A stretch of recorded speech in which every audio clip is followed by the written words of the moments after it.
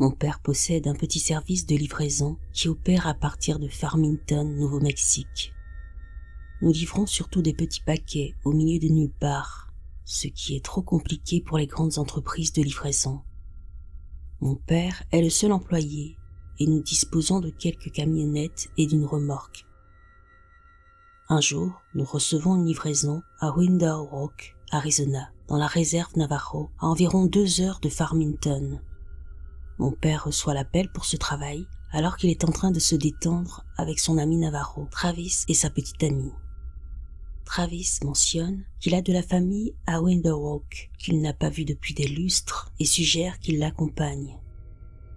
J'avais environ 6 ou 7 ans à l'époque et c'était l'été. Mon père a donc décidé que nous irions ensemble.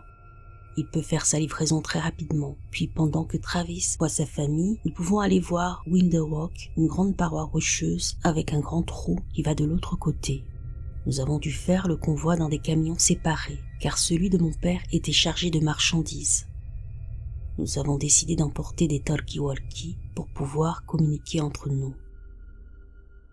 Nous sommes à Window Rock. Tout se passe sans incident, puis nous commençons à rentrer chez nous, le long de la vieille autoroute. Mon père et moi devant, et Travis et sa copine dans leur camion derrière nous.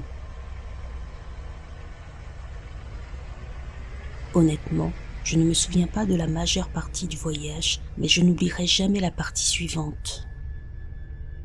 Nous sommes quelque part sur l'autoroute, entre Window Rock et Gallup, Nouveau-Mexique. Il avait plu plus tôt dans la journée et la route était un peu glissante, alors nous avons pris notre temps. Sur la gauche de la route, il n'y a rien d'autre que des falaises de grès et sur la droite, il y a un immense champ séparé de la route par une petite clôture de fils de barbelés. Nous atteignons le sommet de cette colline et au bas de la colline, nous apercevons ce qui semble être un très gros chien assis sur ses pattes au milieu de la route face aux falaises. Mon père appelle à la radio. « Travis, tu vois ce gros chien ?»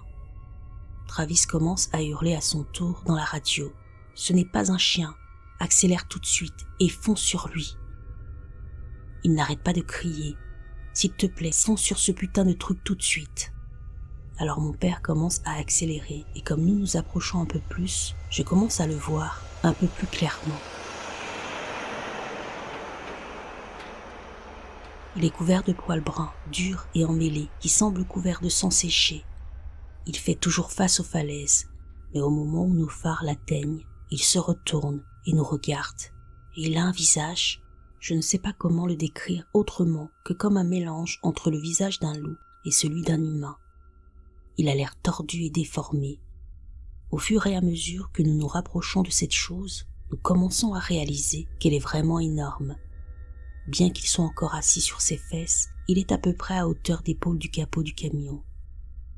Nous sommes littéralement à quelques centimètres de l'atteindre, lorsqu'il pousse un cri qui ressemble à celui d'une personne dont les poumons se remplissent d'eau et qu'il fait un bond en arrière vers le champ, atterrissant juste de notre côté de la clôture barbelée.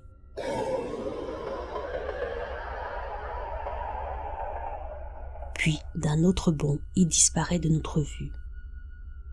Travis revient à la radio. « Continue à rouler, il faut qu'on sorte d'ici. » Il n'arrête pas de répéter cette dernière partie. Nous devons sortir d'ici et nous devons aller plus vite.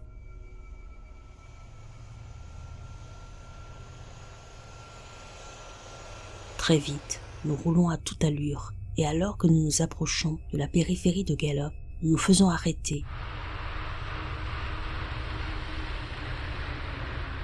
Travis arrête son camion en même temps que nous. Naturellement, cela rend le flic, un Navarro lui-même, très nerveux. Et il demande immédiatement pourquoi Travis a ressenti le besoin de se garer aussi. Travis répond. Nous venons de voir un skinwalker à quelques kilomètres et il nous suit. L'officier devient immédiatement blanc, balbutie quelque chose à propos d'un avertissement verbal, monte dans sa voiture et s'en va. Nous faisons de même.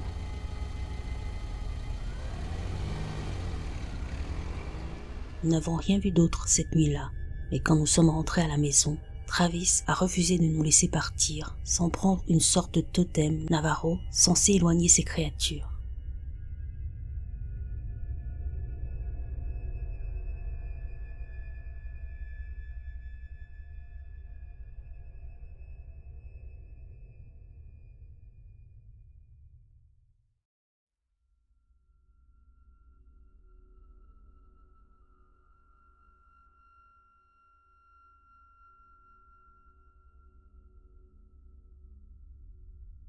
Mon fils de 3 ans a souffert d'otite chronique l'année dernière, ce qui lui a valu de fortes fièvres.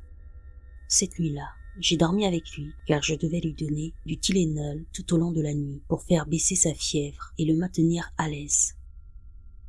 J'ai réglé mon alarme pour qu'elle me réveille vers 2h30 du matin. Lorsque je me suis réveillée, je suis allée dans la cuisine pour prendre le Tylenol. J'ai remarqué qu'une lumière vive entrait dans l'appartement depuis la porte de la terrasse et éclairait également une partie du bois derrière l'appartement. Lorsque je suis allée voir ce que c'était, il s'est avéré qu'il s'agissait d'une voiture avec des phares brillants sur le parking à l'arrière-toit de l'appartement. J'ai pensé qu'il déposait quelqu'un, puis j'ai vu le mouvement de ce qui ressemblait à un chien se promenant près des bois. J'ai commencé à penser que la dame qui promenait habituellement son chien, un mignon petit corgi, dans cette zone, avait délibérément orienté sa voiture dans cette direction pour pouvoir voir pendant qu'elle promenait son chien. Mais en me rapprochant, j'ai réalisé qu'il n'y avait personne qui promenait son chien et qu'il n'y avait pas de chien. Je ne sais pas vraiment ce que j'ai vu, mais je vais le décrire du mieux que je peux. Au début, cela ressemblait à un chien de la taille d'un corgi, mais en s'approchant, on aurait dit un chat domestique moyen. Ensuite, il ressemblait à un ours noir et enfin à un koala. Je vis dans le nord du New Jersey, terre agricole et beaucoup de bois. Il n'y a pas de koala sauvage ici. À ce moment-là, mon cœur bat à tout rompre et j'ai peur. La peur que j'ai ressentie était comme une peur primitive que je n'avais jamais ressentie auparavant. J'ai couru dans ma chambre pour réveiller mon petit ami et je l'ai secoué très brutalement. Je lui ai dit « Il faut que tu viennes voir ça ». Il était un peu fâché contre moi.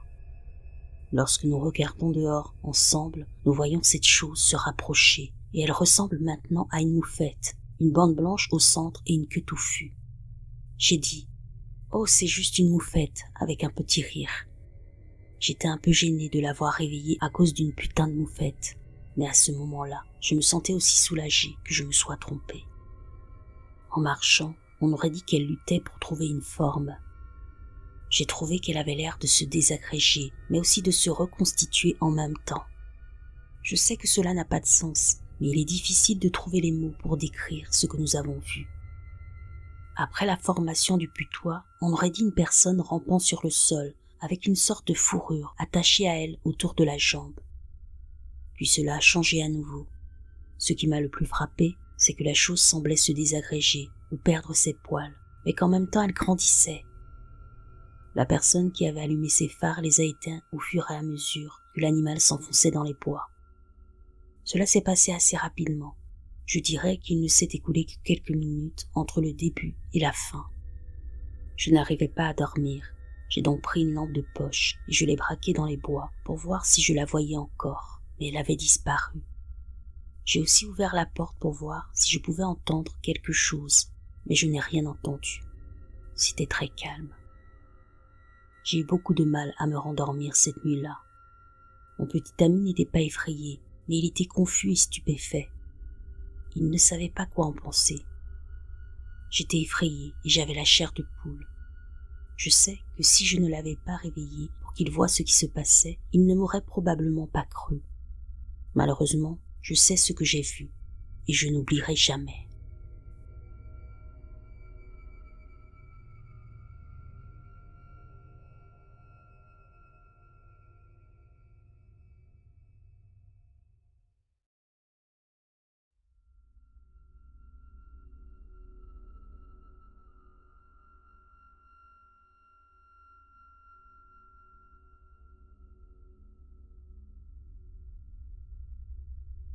Je tiens à préciser que j'ai toujours un peu cru à ce type de créature, skinwalker, wendigo, esprit, etc. Mais bien sûr, comme toute personne qui n'a pas fait l'expérience de quelque chose, j'ai eu des doutes. Hier soir, j'étais avec mon partenaire et une autre amie dans un endroit appelé Waves Chasm, à Gloucester, Massachusetts. Nous sommes arrivés vers 21h30 et nous allions faire un feu sur les rochers au bord de l'eau. Il fallait traverser une zone boisée pour atteindre les rochers. Et lorsque nous nous sommes arrêtés, j'ai eu un mauvais pressentiment pour une raison quelconque.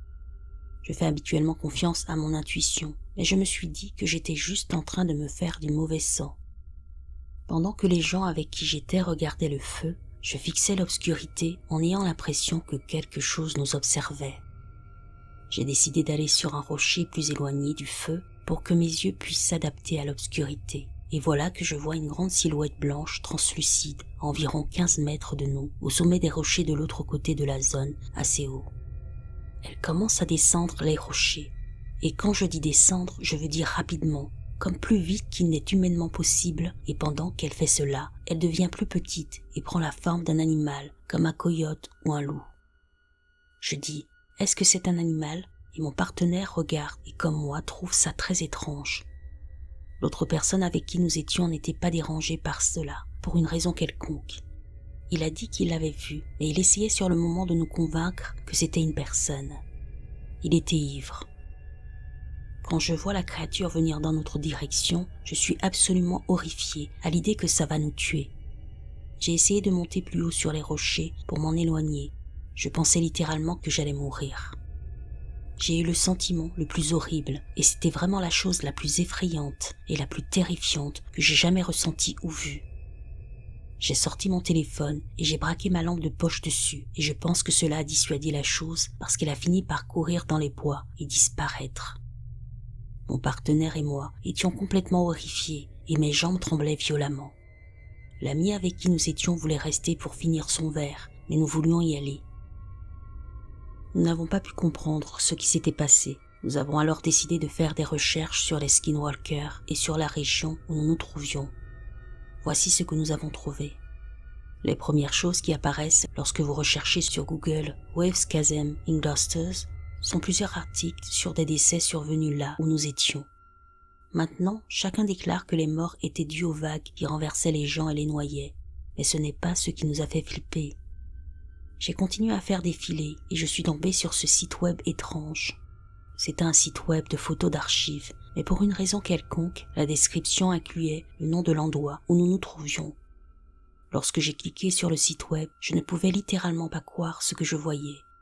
L'image de la créature ressemblait beaucoup à ce que nous avions vu plus tôt dans la nuit. Nous ne savons toujours pas quoi penser de cette situation, mais tout ce que je sais, c'est que j'ai toujours peur.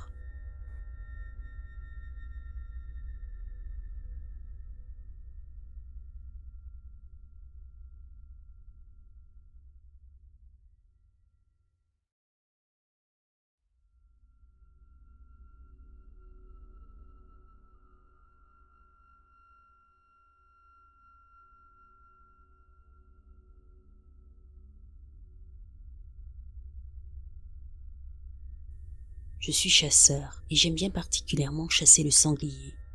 Bien que j'ai déjà chassé le cerf et qu'il m'arrive de prendre une dinde pour Thanksgiving, je chasse surtout le sanglier. Pour ceux d'entre vous qui ne le savent pas, le sanglier est un problème majeur aux États-Unis. La femelle peut avoir 2 portées par an, et il n'est pas rare qu'une portée soit composée de 10 sangliers ou plus. Étant donné que ces animaux mangent tout et n'importe quoi, il n'est pas difficile de comprendre pourquoi le ministère de la Pêche et de la Faune rend leur chasse légale, sans presque aucune restriction.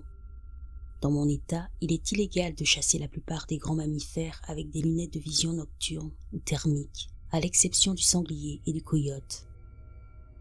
J'avais économisé pendant 1 an, principalement pour le plaisir. Il est difficile d'expliquer à sa femme qu'une lunette qui coûte littéralement 2 fois plus cher que le fusil sur lequel je la montais en valait la peine. Il y avait une zone où il y avait beaucoup de sangliers, et je savais qu'elle serait parfaite pour une chasse de nuit. Il était facile d'y accéder avec mon camion, et il y avait des endroits faciles à trouver où je pouvais m'installer et qui donnaient sur une grande clairière facile à parcourir. La nuit a commencé sans incident. J'ai surtout bricolé avec mon nouveau jouet, en faisant défiler les réglages. J'étais un peu impatient, j'avais repéré plusieurs cerfs, mais ils n'étaient pas en saison, et comme je l'ai mentionné plus tôt, mon installation actuelle n'était pas légale pour les cerfs. Je suis passé à un autre endroit que j'avais vu quelques jours plus tôt, et qui n'était probablement pas beaucoup mieux que le premier, mais cela m'a donné quelque chose à faire, et un nouvel angle pour regarder autour de moi avec ma nouvelle lunette. Après avoir passé 1 heure à observer la zone, je me suis rendu compte de la situation. Cet endroit n'a pas beaucoup d'activités animales, pas de lapins ni de hiboux. Les cerfs que j'avais vus se trouvait à des centaines de mètres de l'endroit où je me trouvais. Pourquoi cette parcelle de terre était-elle si morte la nuit et si vivante le jour? Je m'étais installé vers 22 heures et il était environ 2 heures du matin lorsque j'ai commencé à penser à remballer, peut-être à installer une cible avant de partir et à faire quelques tirs d'entraînement. J'ai entendu un craquement dans la direction d'où je venais auparavant. J'ai fait pivoter ma lunette et j'ai vu la silhouette d'un petit ours qui se faufilait dans les buissons. Il est important de noter que ma lunette n'est pas exactement une vision nocturne. Il s'agit d'une lunette thermique, un peu comme une version en noir et blanc de ceux que l'on voit dans les films sur les prédateurs. J'ai ajusté ma portée et j'ai zoomé un peu. Je me souviens d'avoir eu une petite secousse quand j'ai vu que ce n'était pas vraiment un ours, mais un homme. Parce qu'il était si bas et recroquevillé, j'ai pensé que je voyais un jeune ours. Est-ce un garde-chasse? C'est impossible. J'aurais vu les phares de la voiture depuis l'endroit où j'étais perché. Et d'où aurait-il pu venir à pied? J'étais à 50 km de tout et sur des terres publiques. J'étais sur le point d'appeler quand j'ai ajusté mon viseur et j'ai remarqué qu'il était nu. Ni chaussures, ni pantalon, ni rien. Je me souviens avoir été troublé par ses mouvements. Comme un écureuil ou quelque chose comme ça, il s'agitait, s'agrippait au feuillage, reniflait et palpait l'arbre. Était-ce mon arbre, celui contre lequel je m'étais appuyé plus tôt? Cette idée me terrifiait. Pouvait-il me sentir? Puis, il a fait quelque chose dont je fais encore des cauchemars aujourd'hui. Il s'est accroupi, a placé ses mains dans la terre entre ses pieds et a regardé droit vers le haut comme un chien qui hurle à mi-voix. Et je l'ai entendu, une voix venant de cette direction, une voix de femme très convaincante. Il y a eu une longue pause, mais aucun de nous n'a bougé d'un poil. Je ne pouvais pas me résoudre à viser directement une personne. Cela allait à l'encontre de tout ce qu'on m'avait appris sur les armes à feu. Était-il perdu? Est-ce que c'est un type qui est devenu fou ici? Pourquoi sa voix était-elle si féminine? La voix continue à crier. C'est à ce moment-là que je me suis dit que c'était des conneries.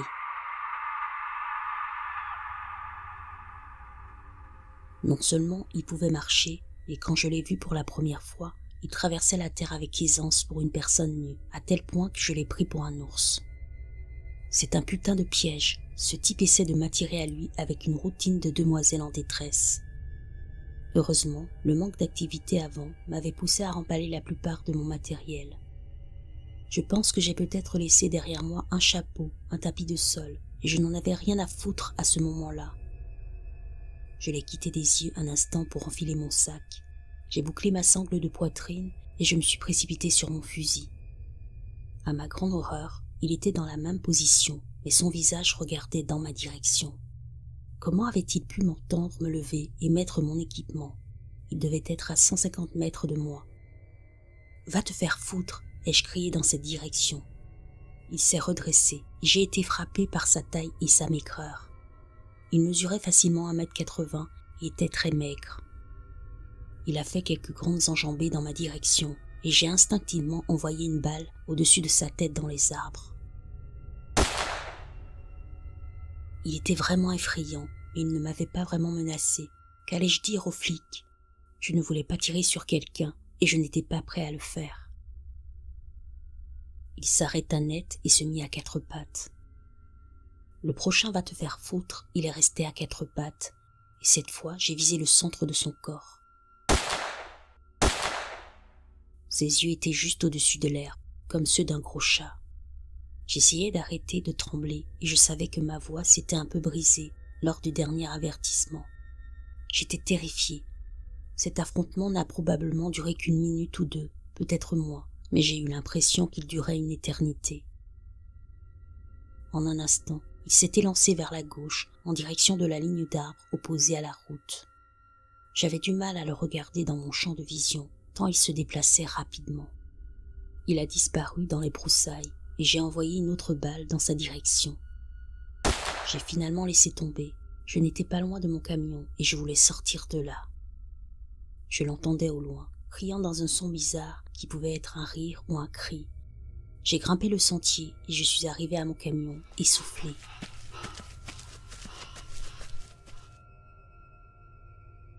J'ai jeté mon équipement dans la cabine, mais j'ai gardé le fusil sur le siège passager et je suis parti.